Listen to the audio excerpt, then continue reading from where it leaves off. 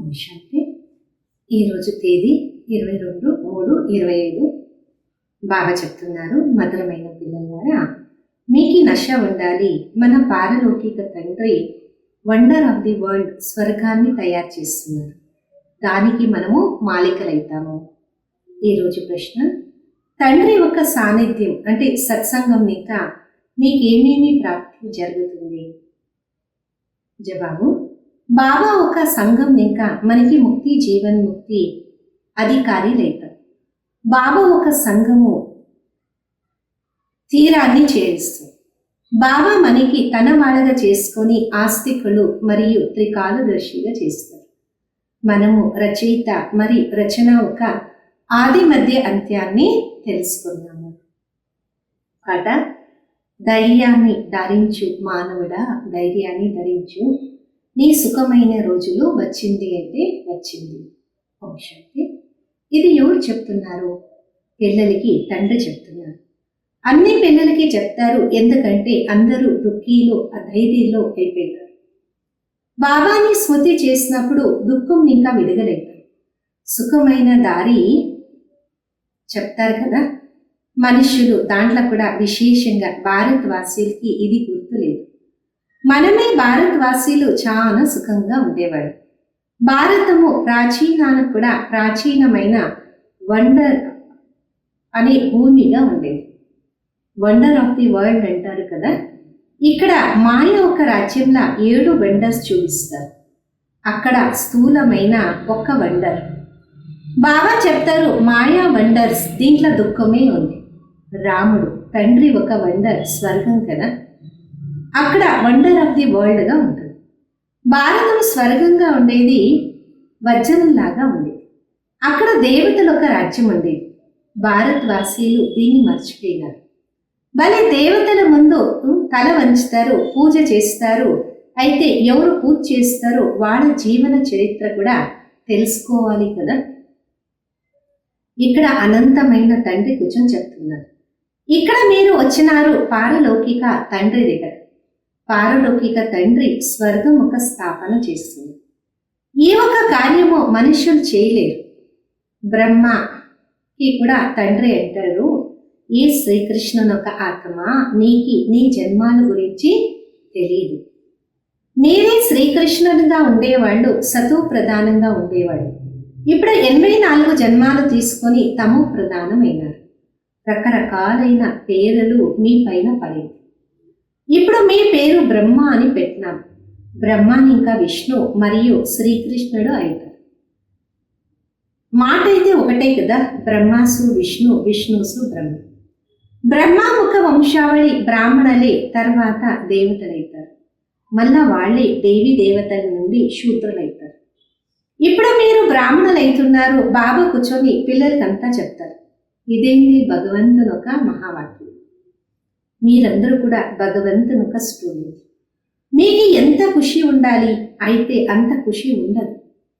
ధనవంతునికి ధనం ఒక నశ, చాలా ఖుషి అనేది ఉంటుంది. అయితే ఇక్కడ భగవంతుని పిల్లలయ్యి అంత ఖుషి ఉండదు. తెలివి లేదు, రాయి బుద్ధి కదా. అదృష్టంలో లేదు అంటే జ్ఞాన ధారణ కూడా జరగదు. ఇప్పుడు మీకు బాబా మందిరానికి లాయక్గా చేస్తున్నారు. అయితే మాయ ఒక సంఘం కూడా తక్కువేమి కాదు. గాయన ముందు సంఘము పైనెత్తితే కుస్సంగము ముంచేస్తుంది. బాబా ఒక సంఘము మీకు ముక్తి జీవన్ ముక్తిలో తీసుకుని వెళ్తుంది. తర్వాత రావణుని ఒక కుస్సంగము దుర్గతిలో తీసుకుని వెళ్తుంది. 5 వికారుల ఒక సంఘం ఉంది కదా. భక్తి మార్గంలో పేరు కూడా ఉంది, సత్సంగము అంట. అయితే మెట్లు దిగుతా వచ్చినాం. ఎవరైనా మెట్ల పైన కొద్దిగా తొందరించుకుంటే కింద దిగి జారిపోతారు కదా. సర్వల సద్గతి దాత బాబా ఒకరు. అందరూ కూడా భగవంతుని పైనే సైగ చేస్తూ చూపిస్తారు. ఇప్పుడు బాబా లేకుండా పిల్లలకి పరిచయం ఎవరు ఇచ్చే సాధ్యము? బాబానే పిల్లలకి తన పరిచయాన్ని ఇస్తారు. వాళ్ళని తన వాళ్ళగా చేసుకొని సృష్టి ఒక ఆది మధ్య అంత్య జ్ఞానాన్ని ఇస్తారు. బాబా అంటారు, నేను వస్తాను నీకు ఆస్తికులుగా చేసేదాన్ని, త్రికాలదర్శిగా చేసేది. ఇది డ్రామా. సాధు సంతులు దీన్ని అర్థం చేసుకోలేదు. వాళ్ళది బయట హద్దు డ్రామా అయితే ఇది అనంతమైన డ్రామా. ఈ అనంతమైన డ్రామాల అందరూ సుఖీగా ఉండేవాళ్ళు. మనం చాలా సుఖం కూడా చూస్తున్నాము, దుఃఖం కూడా చూస్తున్నాము. ఈ డ్రామాల శ్రీకృష్ణుడు మరియు క్రిస్టియన్స్ది కూడా లెక్కాచారం ఉంది. వాళ్ళు భారతం పైన యుద్ధం చేసి రాజ్యాన్ని తీసుకున్నారు. మీరైతే యుద్ధం చేయరు కదా. వాళ్ళు పరస్పరము గుద్దలాడుకొని రాజ్యము మీకు దొరుకుతుంది. ఇది కూడా డ్రామాల ఫిక్స్. ఈ విషయాలు ఎవరికి తెలియదు. జ్ఞానం ఇచ్చి జ్ఞాన సాగరుడు బాబా ఒకరే. వాళ్ళే సర్వల సద్గతిని చేస్తారు. భారతంలో దేవి దేవతలకు రాజ్యం ఉండేది, సద్గతి ఉండేది. బాకీ అన్ని ఆత్మలు ముక్తిధామంలోనే ఉండేవాడు. భారతము బంగారు పక్షిగా ఉండేది. మీరే రాజ్యం చేసేవాళ్ళు. సత్యుగంలో సూర్యవంశం ఒక రాజ్యం ఉండేది. ఇప్పుడు మీరు సత్యనారాయణ కథ వింటున్నారు కదా. నరన్ ఇంకా నారాయణ అయ్యే కథ. ఇది కూడా చాలా పెద్ద అక్షరాల రాయండి. సత్యమైన గీత భారత ఖండంలా ఉండేది. ఇది మీ జన్మ సిద్ధ అధికారం. బాబా వచ్చి సత్యమైన గీత వినిపిస్తారు. సత్యమైన సహజమైన రాజయోగాన్ని నేర్పిస్తారు. వర్త్ పౌండ్గా చేస్తారు. వర్త్ పౌండ్ అమెరికా కాయిన్ చాలా విలువగా ఉంటుంది. బాబా ఎన్నో విషయాలు చెప్తుంటారు. పిల్లలు దేహాభిమానం ఒక కారణము మర్చిపోతుంటారు. ఆత్మ అభిమానిగా ఉంటే ధారణం కూడా కలుగుతుంది. దేహాభిమానం ఒక కారణము, ధారణ కలగదు. బాబా చెప్తున్నారు, నేను సర్వయాపి కాదు. నాకి చెప్తారు మీరే తల్లి తండ్రి అంట. దీని అర్థమేమి? మీ ఒక కృపని ఇంకా అనంతమైన సుఖము ఉంటారు. ఇప్పుడైతే దుఃఖం ఉంది, గాయనము ఈ సమయంలో అయింది అయితే అర్థం కాదు. ఎలాగ పక్షి చూచు అంటుంటుంది, అర్థం లేదు. అలాగే ఇక్కడ కూడా చూచు అని చేస్తుంటారు, దాని అర్థం తెలియదు. బాబా కూర్చొని చెప్తున్నారు ఇదంతా కూడా తప్పే. ఎవరు తప్పగా చేస్తున్నారు? రావండు కదా. భారతం సత్యమైన ప్రపంచంగా ఉండేది. ఇప్పుడు అసత్యమే మాట్లాడతారు. దొంగతనాలు, మోసాలు అన్నీ జరుగుతుంది. ఎన్ని దొంగతనాలు చేస్తుంటారు కదా. ప్రపంచంలో మోసమే మోసము. దీనికి చెప్తారు పాపమొక ప్రపంచము, దుఃఖమొక ప్రపంచము. సత్యుగానికి చెప్తారు సుఖమని ప్రపంచం. అది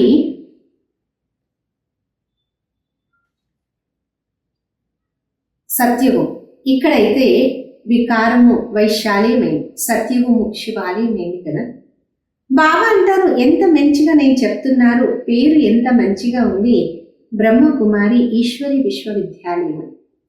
బాబాని వచ్చి తెలివి ఇస్తారు అంటారు కదా. ఈ వికారాలపైన విజయాన్ని పొందండి, అప్పుడు మీరు జగత్తుని గెలుస్తారు అంటారు. కామ మహాశత్రు. పిల్లలు పిలుస్తారు, అందుకొరకు మాకి వచ్చి దేవి దేవతలుగా చేయండి. బాబా ఒక యథార్థమైన మహిమ మీ పిల్లలకి తెలుసు. మనుషులు తండ్రి గురించి తెలుసుకున్నారు, నా తండ్రి ఒక మహిమ గురించి తెలుసుకున్నారు. మీ పిల్లలకి తెలుసు, వాళ్ళు ప్రేమ సాగరు. బాబా పిల్లలకి ఎంత జ్ఞానం వినిపిస్తారు, ఇది వాళ్ళొక ప్రేమ. టీచర్ స్టూడెంట్కి చదివిస్తే స్టూడెంటు ముందు వెళ్ళిపోతారు కదా. మీరు పిల్లలు కూడా బాబానేగా ప్రేమ సాగర్లయ్యి ప్రేమాన్ని అందరికీ ఇయ్యాలి. బాబా అంటారు ఒకరు ఇంకొకరికి ప్రేమాన్ని ఇయ్యండి. నంబర్ 1 ప్రేమ తండ్రి ఒక పరిచయం ఇచ్చేది. మీరు గుప్త దానం చేయండి. ఒకరు ఇంకొకరితో ద్వేషాన్ని చేయొద్దు, లేదు అంటే మీకు చాలా శిక్ష పడుతుంది. ఎవరికైనా తిరస్కారం చేసినారంటే శిక్ష పడుతుంది. ఎప్పుడు ఎవరితో ద్వేషాన్ని ఉంచొద్దండి, తిరస్కారం చేయొద్దండి. దేహాభిమానంలో వచ్చినప్పుడే పతితులవుతారు. బాబా ఆత్మ అభిమానిగా చేస్తారు, మీరు పావనంగా అవుతారు కదా. అందరికీ ఇదే చెప్పండి. ఇప్పుడు 84 జన్మాలు ఒక చక్రం పూర్తి అయింది. ఎవరు సూర్యవంశీ మహారాజా మహారాణిగా ఉండేవాళ్ళు వాళ్ళే తర్వాత 84 జన్మాలు తీసుకుంటా కింది దిగిజారుతా ఇప్పుడు కిందికి వచ్చేస్తున్నారు. బాబా మళ్ళా మహారాజా మహారాణిగా చేస్తారు. బాబా అంటున్నారు నన్ను ఒక్కరిని స్మృతి చేయండి, అప్పుడు పావనంగా అవుతారు. మీరు పిల్లలు కరుణాహృదయిగా కావాలి. మొత్తం రోజంతా సేవ ఒక ఆలోచన నడిపిస్తూ ఉండాలి. బాగా డైరెక్షన్ ఇస్తుంటారు. మధురమైన పిల్లలారా, కరుణాహృదయి కాని. పాపము అందరూ దుఃఖీ ఆత్మలుగా ఉండాలి. ఆ దుఃఖీ ఆత్మలకి సుఖీలుగా చేయండి. వాడికి పత్రాన్ని రాయండి షార్ట్లో. బాబా అంటారు, నన్ను శుద్ధి చేస్తే వారి సత్వము గుర్తు చేసుకోవచ్చు. ఒక శివబాబా మహిమ ఉంది. మనుషులకి తండ్రి ఒక మహిమ గురించి తెలియదు. హిందీలో కూడా మీరు పత్రాన్ని రాయొచ్చు. సేవ చేసే ఆసక్తి పిల్లల్లో ఉండాలి. చాలా మంది అపఘాతం చేసుకుంటారు. అంటారు కదా, జీవఘాతం మహాపాపం. ఇప్పుడు పిల్లలకి శ్రీమతాన్ని ఇచ్చేవాళ్ళు శివబాబా కదా, వాళ్ళే శ్రీ శ్రీ శివబాబా. మీరైతారు శ్రీ లక్ష్మి శ్రీనారాయణ. శ్రీ శ్రీ వాళ్ళు ఒకరే. వాళ్ళు ఎప్పుడు కూడా చక్రంలో రారు. బాకీ శ్రీ అనే టైటిల్ మీకైతే దొరుకుతుంది. ఈ రోజుల్లో అయితే శ్రీ అనే టైటిల్ అందరికీ ఇస్తుంటారు. ఎక్కడ వాళ్ళు నిర్వికారి, ఎక్కడ ఈ వికారి. పగలు రాత్రి ఎంత వ్యత్యాసం ఉంది కదా. బాబా రోజు చెప్తుంటారు, ఒకటేమో ఆత్మ అభిమానిగా ఉండండి, మరియు అందరికీ సందేశాన్ని ఇవ్వండి. సందేశము పిల్లలు మీరే ఇవ్వాలి. మీరే సందేశి పుత్రులు కదా. సర్వన సద్గతి దాత ఒక్కరి. బాకీ ధర్మ స్థాపన గురువులకి ఏం తెలుసు? సద్గతి ఇచ్చేవాళ్ళు ఒకరే. అచ్చా, मीठे मीठे सिखिरदे बच्चों प्रति माँ पिता बाप दादा का याद प्यार और गुड मॉर्निंग. रूहानी बाप की रूहानी बच्चों को नमस्ते. हम रूहानी बच्चों की रूहानी माता पिता बाप दादा को याद प्यार गुड मॉर्निंग और नमस्ते. ధారణ కొరకు ముఖ్య సారం. ముందు, ఎవరితో ద్వేషాన్ని అసూయ చేయదు. కరుణాహృదయిగా ఉంటూ దుఃఖీ ఆత్మీయులకి సుఖీగా చేసే సేవ చేయండి. తండ్రి సమానంగా మాస్టర్ ప్రేమ సాగరులు కాండి. రెండోది, భగవంతునికి మన సంతానం. ఇదే ఒక నష. ఖుషీలో ఉండండి. ఎప్పుడు మాయాతో ఉల్టా సాంగత్యంలో రావద్దు. ఆత్మ అభిమానిగా ఉంటూ జ్ఞాన ధారణ చేయండి. వరదానం. తండ్రి సమానంగా వరదానిగా అయితూ ప్రతి ఒక్కరి హృదయంలో ఆరామ్ని ఇచ్చేవాళ్ళు మాస్టర్ దిలారామ భవ. ఎలాగ తండ్రి సమానంగా వరదాని మూర్త పిల్లలో, అలాగే వాళ్ళు ఎప్పుడు కూడా బలహీనతలు చూడరు. అందరిపైన దయ చూపిస్తారు. ఎలాగ బాబా ఇతరుల ఒక బలహీనత హృదయంలో ఉంచుకోరో, అలాగే వరదాని పిల్లలు కూడా ఇతరుల ఒక బలహీనత హృదయంలో ధారణ చేయరు. ప్రతి ఒక్కరు హృదయానికి ఆరాం ఇస్తారు. మాస్టర్ ఆరాం ఇచ్చేవాళ్ళు. అందుకే తోడు ఉండేవాళ్ళు ప్రజలు అందరూ వాళ్ళొక గుణగానాన్ని చేస్తుంటారు. అందరిపైన వాళ్ళొక ఆశీర్వాదము వెలపడుతుంటుంది. వీళ్ళు సదా స్నేహిలు సహయోగిలు అనేసి స్లోగను. సంగమ యుగంలో శ్రేష్ఠాత్మ ఎవరంటే, ఎవరు సదా నిశ్చింత చక్రవర్తిగా ఉంటారో వాళ్ళు. ఈరోజు మాతేశ్వరి జీవక అనుమోల్ మహావాక్యాలు టాపిక్, జ్ఞాని ఆత్మ పిల్లలు తప్పు చేస్తే వందంత శిక్ష. ఈ అవినాశి జ్ఞాన యజ్ఞంలో సాక్షాత్ పరమాత్మతో చేయి పట్టుకొని కారణంతో అకారణంతో ఏదైనా వికర్మాలు జరిగింది అంటే దానికి శిక్ష కూడా చాలా ఎక్కువే ఉంటుంది. ఎలాగ జ్ఞానం తీసుకుంటామో వందంతా లాభం అవుతుందో, అలాగే జ్ఞానంలో వచ్చిన తర్వాత ఏమైనా తప్పు జరిగితే వందంతా శిక్ష కూడా ఉంటుంది. అందుకొరకు చాలా జాగ్రత్తగా ఉండాలి. తప్పులు చేస్తుంటే బలహీనంగా అయిపోతాం. అందుకే చిన్న పెద్ద తప్పులు పట్టుకోవాలి. ముందుకి పరీక్షలు నడుస్తూ ఉంటాయి.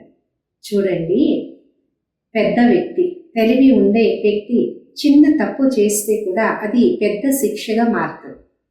చిన్న వ్యక్తులు కింద పడినారు, చిన్న తప్పు చేస్తున్నారంటే వాళ్ళకి అంత శిక్ష పడదు. ఇప్పుడు మీరు పరమాత్మన సంతానం అంటారు. అంటే మీరు గుణాన్ని ధారణం చేయాలి. సత్యమైన తండ్రి దగ్గర వచ్చినామంటే సత్యంగా ఉండాలి.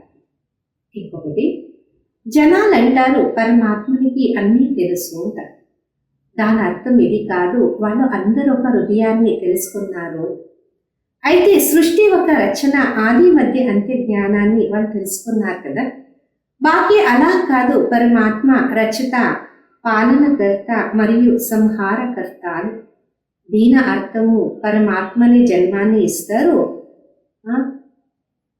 భోజనం పెడతారు, మళ్ళా చంపేస్తారు. అలా కాదు, మనుష్యులు కర్మముఖ లెక్కాచారాల అనుసారంగా జన్మాన్ని తీసుకుంటారు. దాని అర్థం ఇది కాదు, పరమాత్మ వాళ్ళకి చెడు సంకల్పాలు మంచి సంకల్పాలు తెలుసుకుంటారు. వాళ్ళకైతే తెలుసు అజ్ఞానిలో ఒక హృదయంలో ఏం నడుస్తుంది, మొత్తం రోజంతా మాయావి సంకల్పాలే నడుస్తుంది. జ్ఞాని పిల్లల్లో శుద్ధమైన సంకల్పాలే నడుస్తాయి. బాకీ ఒక్కొక్క సంకల్పాన్ని మనం స్టడీ చేయలేము కదా. పరమాత్మకు తెలుసు ఇప్పుడు అన్ని ఆత్మలు దుర్గతిలో వచ్చి చేరేసినాయి, వాళ్ళకి సద్గతి ఎలా ఇచ్చేది. ఈ మొత్తం పరిచయాన్ని తెలివినే తెలిసిందే వాళ్ళు ఉంటారు. మనుషులకు కర్మము భ్రష్టంగా అయింది, ఇప్పుడు దాన్ని శ్రేష్ఠ కర్మంగా చేయాలి. ఎవరు నేర్పిస్తారు? వాళ్ళని కర్మబంధాలను ఇంకా విడుదల చేయాలి. ఇది పరమాత్మనికి తెలుసు కదా. పరమాత్మ అంటారు, నేను రచయిత మరియు నా ఒక రచన ఆది మధ్య అంత్య జ్ఞానాన్ని తెలుసుకున్నాను. పిల్లలకు కూడా ఆ తెలివి ఇస్తున్నాను. ఇప్పుడు పిల్లలు బాబా ఒక నిరంతరమైన స్మృతిలో ఉండాలి. అన్ని పాపాలు ఇంకా ముక్తులు కావాలి అంటే అమర లోకానికి వెళ్ళాలి. ఇప్పుడు దీనికి తెలిసిందే వాళ్ళు అని చెప్పచ్చు కదా. అవ్యక్త ఇషార సత్యత మరియు సభ్యత అనే కల్చర్ని మీ దానిగా చేసుకో. ఎప్పుడే కానీ సభ్యతని వదిలేసి సత్యతని సిద్ధం చేసి పోవద్దు. సత్యత ఒక గుర్తు నిర్మాణత. ఎంత నిర్మాణత ఉంటుందో నిర్మాణమైన కార్యాన్ని సహజంగా చేయగలం. ఎప్పటి వరకు నిర్మాణంగా ఉండమో అక్కడి వరకు నిర్మాణం అనే కార్యాన్ని చేయలేము. జ్ఞానముఖ శక్తి శాంతి మరియు ప్రేమ, అజ్ఞానముఖ శక్తి క్రోధం. చాలా మందిలో ఈ సంస్కారాలు ఉంటాయి, దాన్ని ఉపయోగిస్తూ ఉంటారు. అంటే నాన్ని క్షమించండి అని అడుగుతూ ఉంటారు. ఇలాగా ప్రతి ఒక్క గుణాన్ని జ్ఞానం అనే మాటని సంస్కార రూపంలో తెచ్చినప్పుడు సభ్యత అనేది వస్తూ ఉంటుంది.